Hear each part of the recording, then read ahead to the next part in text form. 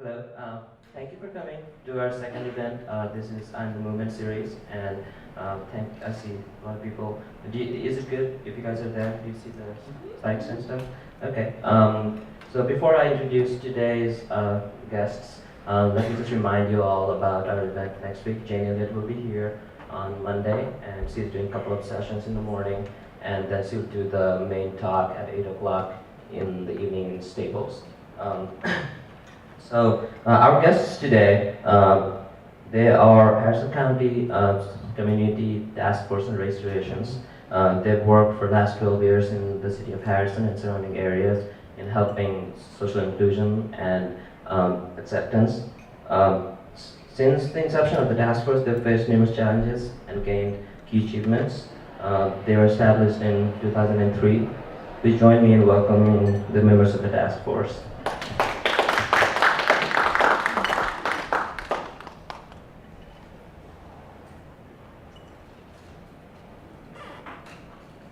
My name is Carol. Did I turn it on? My name is Carolyn Klein. I'm an original member of the Community Task Force on Race Relations. And I came to it in 2003 because then Mayor Bob Reynolds caught me by my ear and said, "Come here, there's something I want you to do." And no one ever denied Bob Reynolds anything he was asking for. In any event, I want to tell you the story about how the task force got started. Prior to 2003, you probably couldn't have found a half dozen people in Harrison, which has at least 15,000 residents, who would have known that Harrison had a reputation for being a racist community. There simply would not have been any people there that knew that. Primarily because what they knew the community to be was a very welcoming, inclusive community filled with people who were hardworking and did what they had been doing for years. Well, what happened to cause that change?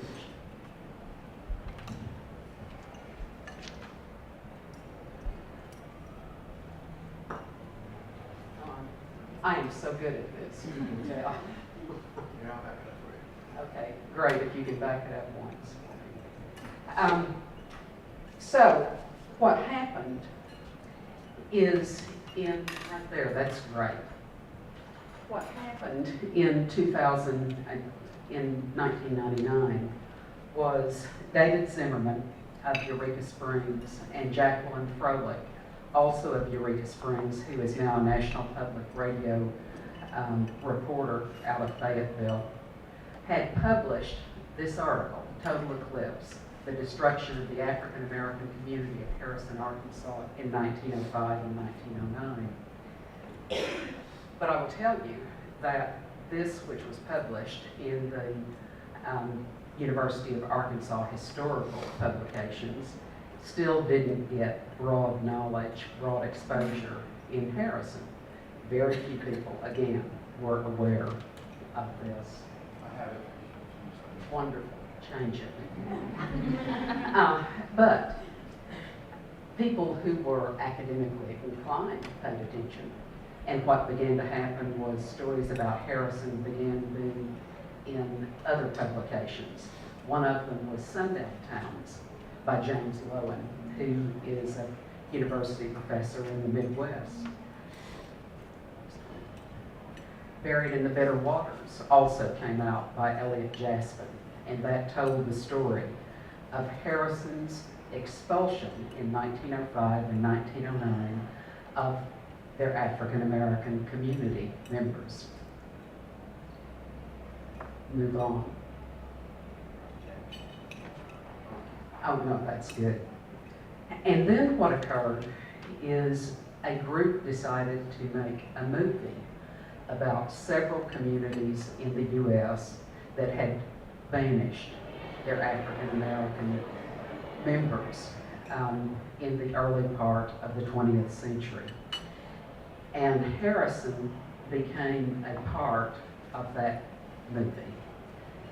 Well, what happened was, through these things, focus was brought to what the world saw Harrison as and the conflict between that and what we saw Harrison as. And what we were certainly aware of was that we were going to need to do some work. And so what we began to do, let's move up one more, is we began to prepare ourselves with information about what our history was.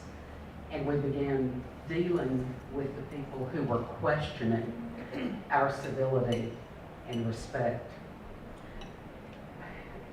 We reached out in reconciliation. We began trying to figure out what role we had as a group that loved our community and wanted to see it appear well and to be well with the world at large. And with that, I'm going to turn this over to Patty Methvin, who's going to talk about the elements that we worked on. Like she said, I'm Patty Methvin. Right now, I'm the president of the Harrison Regional Chamber of Commerce.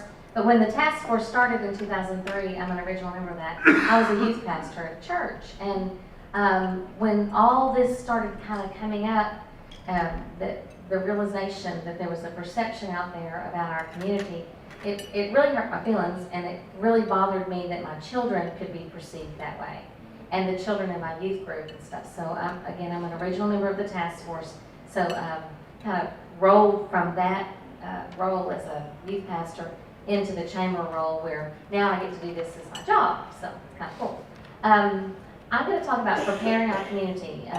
When we started the task force, there were a lot of pastors on the committee.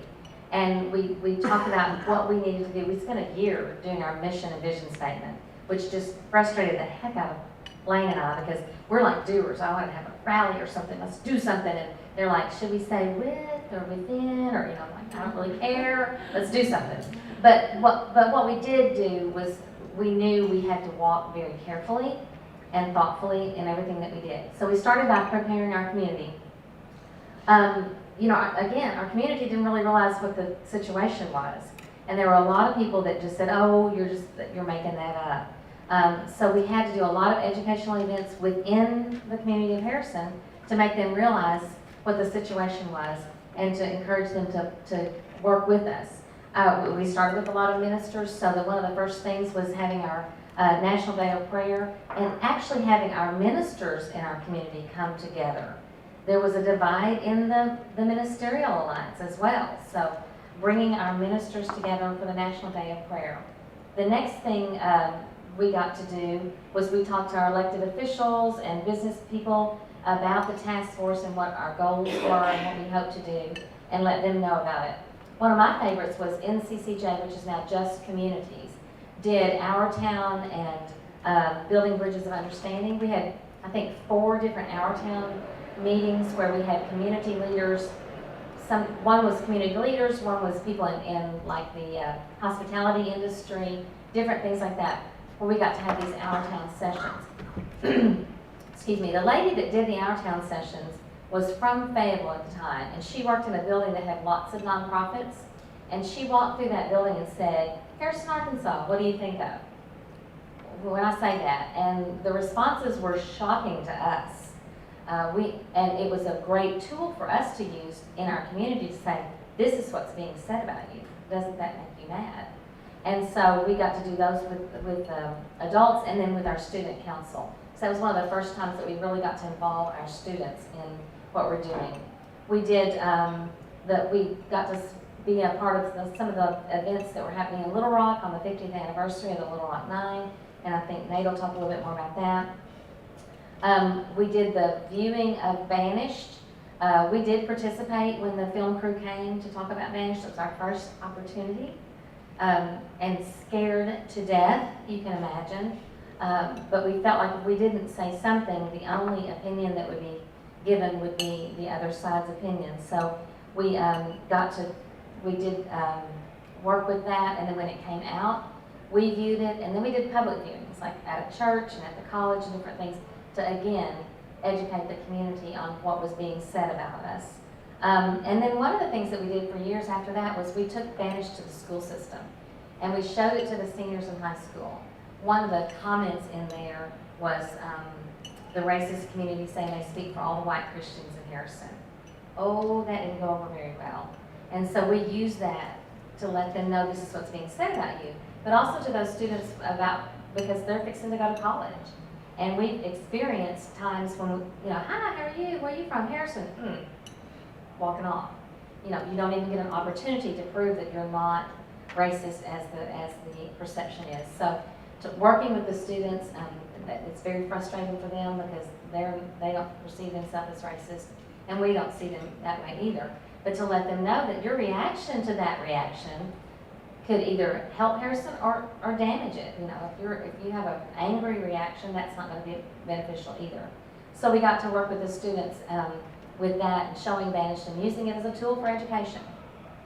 One of my favorite things that we got to do, I think this is actually part of Nate's, was I got to be a part of a mission trip that we took to Helena.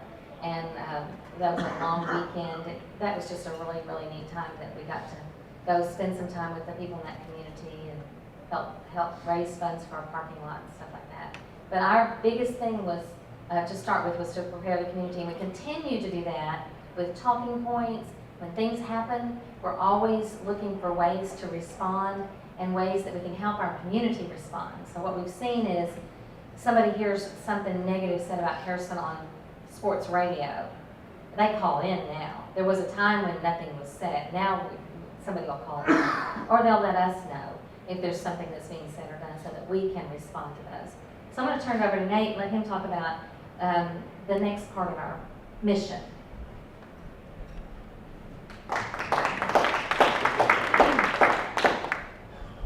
Well, my name's Nate Jordan.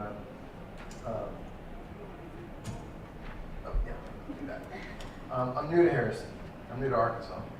I moved to Harrison in December of 2012 from Denver, Colorado. I went to grad school in Boulder, started a business there, moved into Denver, and ended up moving to the Ozarks. And I have some family in Harrison. And I hadn't been in Harrison but maybe 2-3 months before one of my best friends in California sent me a text message and said, "Do you know where you live?"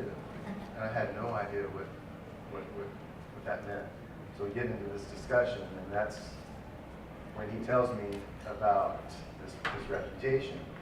And I thought, wow, this is worthy of investigation. Not only is there a perceived injustice or a real injustice, there's an injustice out there, and I want to get involved. And I don't want to be a part of it if this exists. And so anyhow, that's what got me involved with the task force and sent me on an interesting journey. Now, the portion of my presentation is proceed with civility and respect. And I should explain why this is an important aspect of how we do things. There's what we do, why we do it, and so on. This is really how we do things. And why is it important to proceed with civility and respect as we're educating and raising awareness of this issue within our community and beyond. A few months ago, I signed a contract with a publisher out of South Carolina. I'm doing a history book on Harrison, and it sent me on this journey of discovery of learning about Ozark culture and how, and particular, maybe peculiar culture that exists there. And one thing I have learned is that the Ozark culture, which not only just exists in Harrison, and you all probably know this, but it's all new to me, but it exists in Harrison and throughout a large region of northwest Arkansas, moving east and then up into southwestern, southeastern Missouri. It even kind of dips a little bit into Oklahoma. There is an isolationist type of thing going on there. People stick to themselves, they take care of themselves, they do things their way. They are somewhat apprehensive of outsiders. And so if you are going to come into their community and you're going to talk about things of a sensitive nature, you better proceed with some modicum of civility and respect, or they're not going to want, you're going to lose an audience for one thing. So that has been, I mean, I think naturally this has developed within our organization, and I think it's a great thing to understand and move forward with that ethic. Also within Harrison City and in other towns within the Ozarks, you have a small town culture, small town life. So everybody kind of treats each other with a certain civility and respect. It's something I've never experienced living in Denver, living in Houston. I've lived all over the place, so it's very different for me, and I can approach it from an outsider perspective. And anyhow, a lot of learning, big learning curve for me.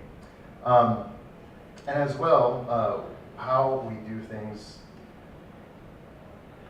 is we're looking to build bridges with people and not necessarily, not offend anybody. We're looking to gain allies, not create enemies here.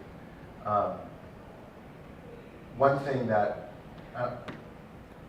we have to admit to within a group, as a community, is that there are racists in Harrison. There are racists everywhere. But that, just because there are, doesn't mean the entire community is racist, and it would be wrong for anybody to make that assumption.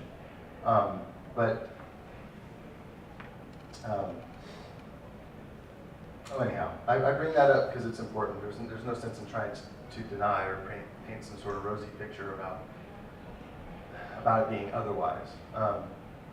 Anyhow, so that's how we do things. We proceed as best we can with civility and respect with people who either share our beliefs or our value systems, and those who don't. So one of the things that we've done in this regard is we got involved with the commemorative celebration, statewide commemorative celebration of the Little Rock Nine. As an organization, we created these flyers. They were passed all over town, and just raising awareness about that. And then we had delegates attend in Little Rock. Secondly, in 2007, a Harrison High School student, he's the second from the left, I just forgot his name. Oh, Joseph Magnus. He won the Little Rock Nine essay contest, which was a statewide contest. Among the other things that he won, he did get to meet President Clinton because of this. And as we're seeing, so we start in 2003, we start raising awareness, and this happens in 2007. We have a high school student and this begins to break open this proverbial egg within our younger demographic, and it makes the cover of our local newspaper. So more and more awareness is building. Okay, in 2012, the Harrison High School Diversity Council, we worked with them, and we created, what was created was a resolution encouraging tolerance, which the mayor signed and became an official proclamation. And I'll read it here if you can't see it. The City Council of Harrison, Arkansas encourages all concerned citizens to work to change any negative perception of our city and denounce any and all forms of hatred, racism, or bigotry. And that was passed on April 26, 2012. Another event, we have several of these, and this is just highlighting some of the things that we've done in the community. Was a showing, we did the showing of Mississippi Innocence at the Lyric Theater. How many of you all are familiar with the Innocence Project? Right? Have you heard of it from the West Memphis 3, maybe? Yeah? Okay, this is one of their projects.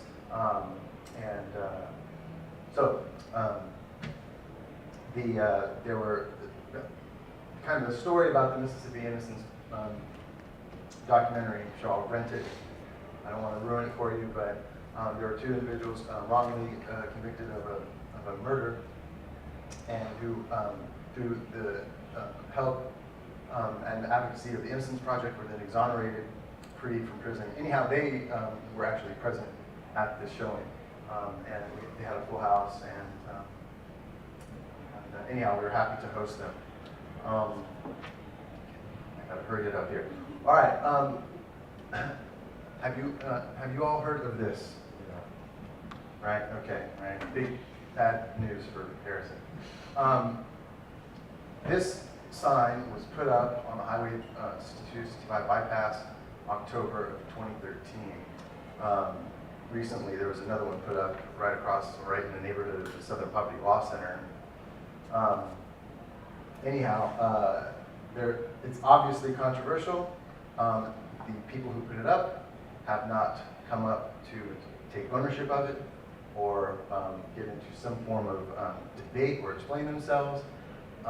They say that they're remaining anonymous, but I think we all have to put a little bit of thought into it and maybe come up with maybe some form of responsible person or people or group who might be behind it. Anyhow, our group, the private citizens and us as a group came and protested the sign, and what our response to this was our Love Your Neighbor campaign.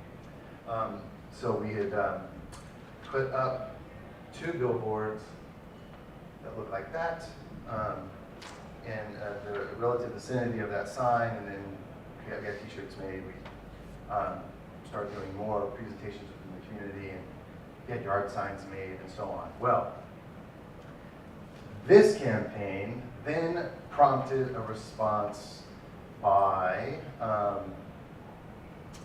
Tom Robb, who is the leader of the Knights of the Ku Klux Klan, who lives in Zinc, Arkansas, which is approximately 15 to 20 miles outside Boone County, or is it outside Harrison? And I have some, okay, here are some of the things they did to attack us personally. And obviously their presence in the vicinity of Harrison is something we constantly have to work at and explain. So here are just some of the things that they have done to us personally, professionally, and so on. One was they announced a boycott of Klein Berry Farm. That is Carolyn and her husband's operation, which I think you got to understand their presence as an organization appears to be much larger than it is. I know this because I have a business that is very small, but it is perceived to be much larger than it is. And it's easy to do that with 21st century technology. You have a web presence, you have a website, and if you do things right, you can look a lot more successful, a lot more larger than you actually are, and reach a larger audience. So when they announced a boycott, I mean, the effect is laughable. There's nobody, it's not having an effect on their business. But do you see, it's the intent there that is concerning. Another thing, they've harassed us on Facebook, on Twitter, they followed us there, and they have taken every single person who has liked our group's Facebook page.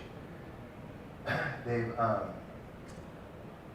taken the names and gotten the identities of every single person who's liked the page and has put that on their hate websites, whether it be Stormfront or White Power, this or that, or whatever. They have personally attacked us on their websites, used my name, made up lies about me. For years, not for years, I guess, well, it seems like it has been, at least, I know that they've personally attacked these 3 ladies right here, consistently. And that's just horrible. Anyhow, another thing, they sent inflammatory propaganda placed in copies of the Harrison Daily Times and tossed it on residences. Even Lane was targeted, and this caused a whole big battle. And anyhow, really creepy behavior though. Another thing, they attempted to commandeer our Love Your Neighbor campaign, saying, oh yeah, we love our neighbors too. In fact, we think Harrison is a Love Your Neighbor community, and we're going to donate $100 to so on and so forth. And we had just put something in the paper that said, no, this has nothing to do with you. Yeah.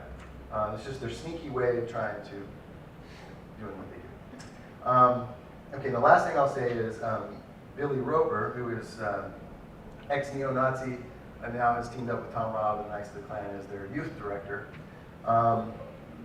He does all kinds of things. One thing he did, we had a Love Your Neighbor Day, where we had policemen, firemen come out and other individuals come out. We just had this kind of barbecue, just a community event.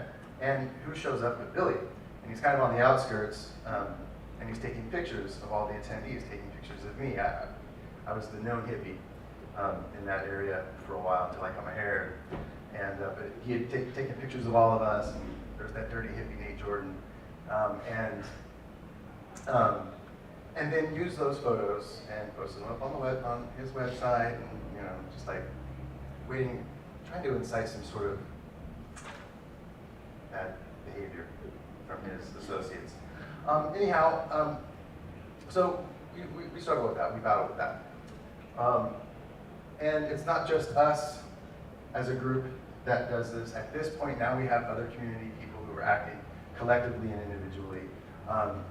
Scott Hoffman got a bunch of signatures from private citizens declaring this. We, the undersigned citizens of Harrison and surrounding areas, do hereby denounce the blatant racism and bigotry of a very small minority in our community.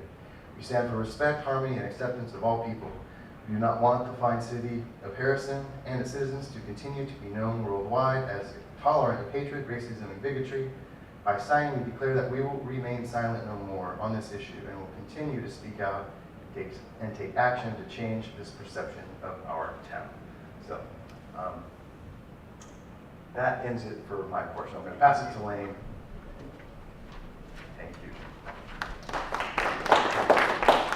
The reason that he said that specifically I was targeted, the funny thing about the people showing up, we've been doing this since 2003, and the worst thing that's happened to us, because the Klan and the white supremacists had this big evil reputation and image. The worst thing that's happened to us is they said ugly things about us and thrown trash in our yard. That's not too bad when you really look at it. It goes back to the concept. They called me old.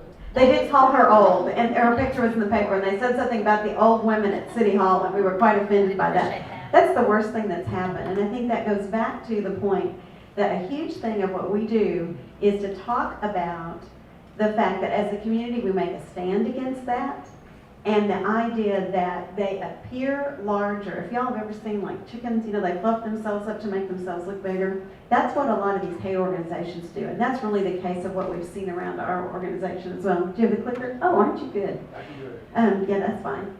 Reaching out and reconciliation is really the key. We spend a lot of time, and they've gone over the fact of, we've talked about our community, we've prepared our community, we've learned what we wanted to do. But the real point is, what do you do with that as part of the taking an action, and I am the movement? How do you use that to move forward? And what we have said is we're going to reach out in reconciliation, so we started early and trying to figure out how do we reach out to the different communities. This is a great example. We have given minority scholarships to the college there. Probably since, I don't know what year this is, probably since 2004, 2005. We have businesses in the community that will support that. And the idea is we wanted people to come to the community, learn the truth of the community, and go back to their communities, able to talk about the fact that our reputation did not match what the reality of living in Harrison was. One of the cool things that we've done twice now, we've been the only Arkansas location that has had 2 nonviolence youth summits supported by many statewide organizations, but primarily the Martin Luther King Association. This was from our first one. We had a peace rally, and you don't see many peace marches in the United States anymore, very reminiscent of the civil rights era. But this was from probably 3 years ago, and that we had brought students from all over the state in. They stayed in Harrison, all the rooms donated, the food donated, the times, and actually you can go ahead and move forward. And had Dr. Bernard Lafayette, who was one of the civil rights icons that many of you have probably heard of, that actually worked with Dr. King, come and speak to those students there. Great, we had our local students there, and then we also had the students from all over the state there, 600 or 700 students there. An example that what we were going through at the time, while this was going on, some of the press, one of the things we fight is the press, because we're certainly not as sexy and as much of a story as getting an interview with a Klan member is.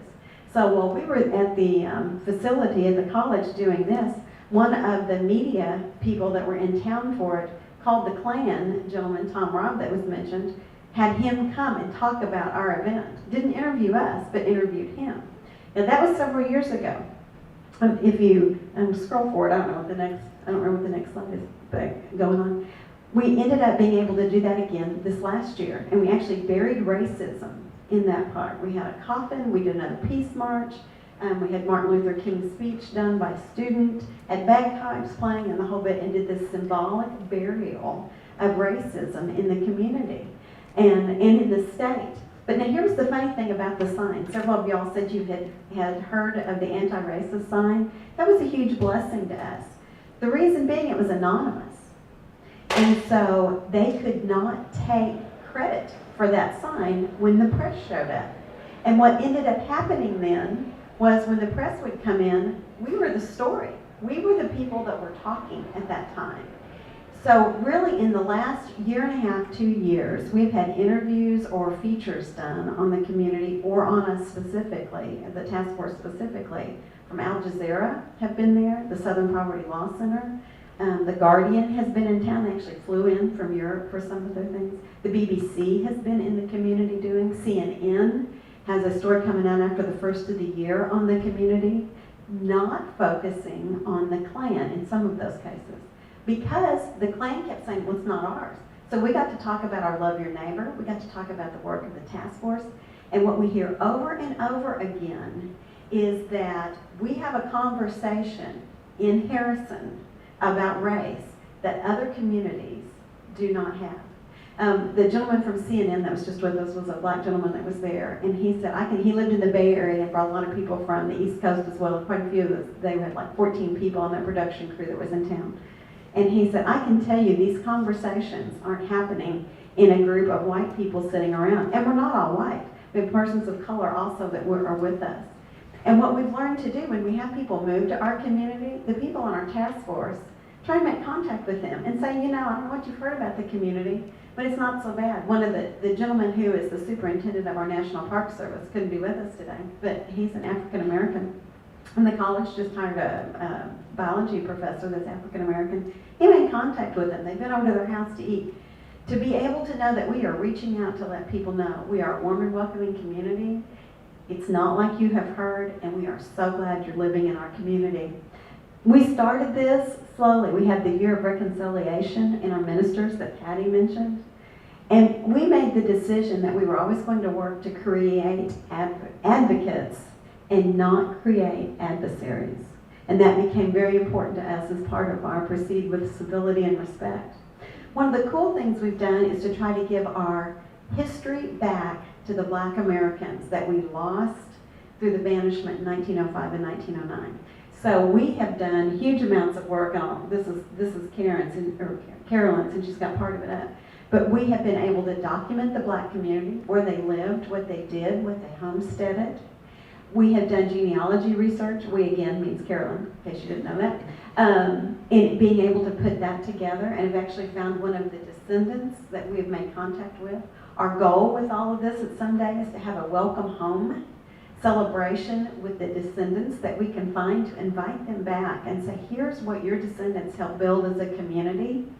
And our history is your history, and we want to invite you back and be there, because we think that is a great way to show the respect. Again, it goes back to Proceed with Civility and Respect. That is respectful of the people whose ancestors lived in our community. And we actually started out with the historical concept because we could show that in the community, show what we had lost, and be able to open that egg, as Nate said, about the knowledge that we needed in the community to be able to move forward. We've been able to participate twice in the Clinton School of Public Service Pathway to Racial Healing. And even some of the UALR people that are associated with that as well said to us one day, you have such frank discussions in a room. that it is amazing. It's just that you don't hear that very often. And how do you keep that conversation going? And we believe that part of the way we've been able to do that is to know completely what our goals were up there, to promote and foster our image of Harrison, of the reality and the image of Harrison as a community where people of all races are treated with warmth, dignity, and respect. We knew that as our community, but we didn't fight back against the image that was out there. So what that really did was allow the very few negative white supremacist people, I use that term as often as I can because they don't like it, they always fuss about it, we allowed them to shape our image because we thought people know what we're like. But what we learned is as long as we remained silent, we allowed them, the bully pulpit, to define our community. And that's why our group was needed. And we just started working forward to be able to say that all the things we can do where we can reach out to not just the black community, but to the white community has that negative image, to any communities of color, to know that you are welcome in Harrison and that there is a very, very supportive environment for you to come to work, to live, to play, whatever. Where we started, our vision, we know Harrison is a community where people of all races can live, work, and worship together in peace and harmony, and we envision a time when our community is similarly perceived by all. And our mission is to respond to an inaccurate, negative image that Harrison is a racist community. We foster and promote the image and reality of Harrison as a cohesive, warm community to all people of peace and goodwill, regardless of race. That's why we were so excited to get the invitation from you and so excited that you all are here today. Every person that we can tell that story to is a step for us to break down that wall. I've laughed and said we lived in the cone of silence for years. We didn't know as a community how we were perceived. And so we allowed that to stand. But every person we have the opportunity to tell our true story is a loss to the group of the white supremacists that thought that they could maintain this larger-than-life image using the internet and fake names and multiple sites and all that stuff. The truth will not stand in that, and that's what we do, is we tell the truth about our community. And we do our work just like this, and we think it can work whether you're dealing in church work, whether you're dealing in a nonprofit, or any of the different things that you're going to go forward to as you make it a stand and an acceptance of moving forward and mattering and social justice. To prepare your community, you took my words away. Proceed with civility and respect. You're just trying to see if I know all three of them, right? And reach out in reconciliation. That was a test. Yeah, it was a test. Do I know this? I want to thank you all very, very much. We're here for questions. If you've got questions, we can answer now. We'll stay around. I know we got a late start because of the backups on the stairs and stuff, so we've kind of glossed over stuff. But we're here if you've got questions. If you want to ask anything now, we're wide open for you. Yes, ma'am. First, I want to thank you all for coming, and I apologize for coming late. No, that's okay. Did you all talk about your funding source at all? Oh, good, great question. We have none. That's a really good question. Here's an interesting thing. When we started, we are not a 501c3. We are not an official organization, have not been until the last, probably 3 months ago, we finally got a charter in place. We have always maintained ourselves as a group of volunteer individuals who just came together to work on things. And when we needed money, we would just say to people, we need money, and money would roll in. A lot of it we have paid for ourselves. A great example, that Little Rock 9 poster that he showed, we put up all over town. We really supported that. One of the things that he didn't say is there was a commemorative booklet that everybody that attended any of the Little Rock 9 events got. And we took a full page ad in that as an advertising sponsor for the Little Rock 9. And that was very expensive. And we just told people in the community we needed it, and they write us checks.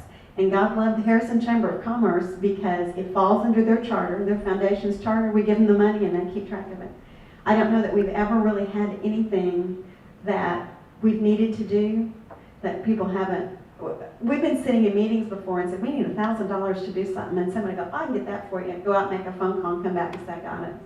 You know, that is the heart of our community. That's one of the glorious things about the work. So we've just started a charter, and honestly, for organizational reason, part of that was when we started having more pushback from the 3 or 4 people that are pushing back. Our concern was because we were so loose, that we didn't really have a voting mechanism or an organization. We would just decide, we said Nate's facilitator, all of us have been facilitator. We'd lead the organization for a while, and on the day we decide we didn't want to do anymore, we just say, okay, you're it next. And we would go forward. Again, it's an amazing thing that the organization, that unstructured, has survived for 12 years. So, great question. The 2 billboards though, right now, we've not paid a dime for. We thought we were gonna buy the wraps, but nobody ever gave us a bill, so Mm-mm. we just didn't offer. The billboard space was donated, Yeah. and the company said, well, we'll bill you for that, and then they never really did. And people gave us money, so it's great, because we actually have money in the bank now. I don't know how much, Not but, much. yeah, we never have much. Yeah. Any other questions? If you get an opportunity, come to Harrison, visit with us. And Dash can put you in contact with us, and we would love to have you and tell you more about our work. We can talk forever about it, which is everyone's fear when they invite us. So, thank you all very much. Thank you all for coming, and I forgot to talk about Wall of Acceptance. We have Wall of Acceptance here. If you haven't signed it already, please do that. And be on the lookout for Jane Elliott. She's coming in next Monday. So thank you.